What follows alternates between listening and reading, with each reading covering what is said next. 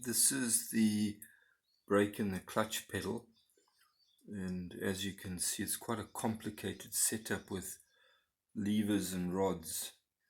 So we're going to take this out and we're going to replace the brake with a more modern master cylinder and booster, and the clutch we're going to make into a cable clutch. We're going to fit a more modern master cylinder and brake booster into the Rover. So I'm going to do a quick video on how I made up the attachments that we're going to fit. So the system that's in here at the moment is a bit of an antiquated rod system. There you can see the brake and the clutch pedal, and it uses levers and rods to actually do it. So I'm going to show what we're going to do. This is the brake pedal that we're going to fit. As you can see, this comes off a Mercedes, so it's pretty good quality. But the pedal part we're going to change to Rover. So we're going to take this off. This was from an automatic, so it doesn't have a clutch pedal at the moment, but I'm going to make that up and we'll see how it looks. Here's a piece of steel that we're going to cut the clutch pedal out of, and I'll do that and then we can see what it looks like.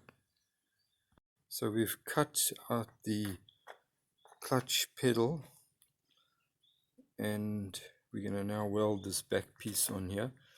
You can see we've left a space so that we can fill it with weld. The reason that I'm having to make one instead of just going to buy one is because it's such a unique pedal to be able to be modified to fit the Rover with a cable instead of rod. So that's why we're making one up. So we welded the back section on, and now I can grind that. That'll give us, and cut it, and then that'll give us our basic shape. So this has been cut out now, and we've ground it, and this has given the clutch pedal the shape that we're looking for. I'm just going to have to trim that edge there. So I'm making up a clutch boss, and we're going to use the feed rod, which is that, and I'm just going to show you how it works. So basically it comes in on its own automatically and cuts the steel as it traverses along.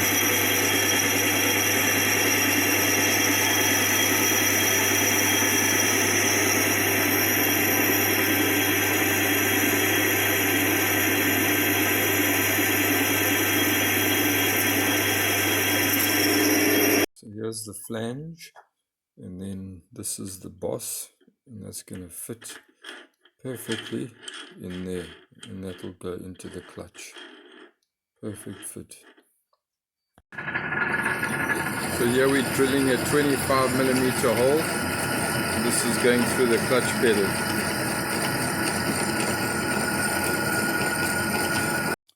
So making up a clutch pedal. This is going to go on the old Rover, and we're putting in a modern braking system with power assisted brakes. So this is the clutch pedal which I've made up, and you cannot just put that on through to there, it just won't have the strength. So I've made up a boss that's going to fit onto there first, and then this will be welded into there, and then this part is going to fit onto there. Now we need another piece to stop it from going beyond its point. So I've made up that, which is going to stop it there.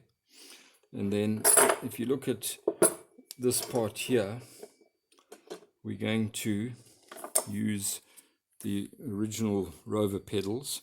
So we're going to take this one off and we're going to replace it with that. And then this piece is going to get welded onto there like that. And then these are strengthener pieces, and they're going to be fit they will fit onto there like that. So that's going to look quite good and be a nice strong clutch pedal. So here is the brake master cylinder and the brake booster that we're going to fit into the old Rover. Here is the clutch pedal, which I've made up. That was the boss, which we machined up. This is the bush that we've welded into the actual clutch pedal itself. There's our retainer bracket. Here's our reinforcement piece to stop the pedal from twisting when you push it in. This is quite important. If you remember, we had an old pedal which we've taken that off. We've replaced that with a Rover one over there and another Rover one here for the clutch. So I think overall it's going to look quite smart.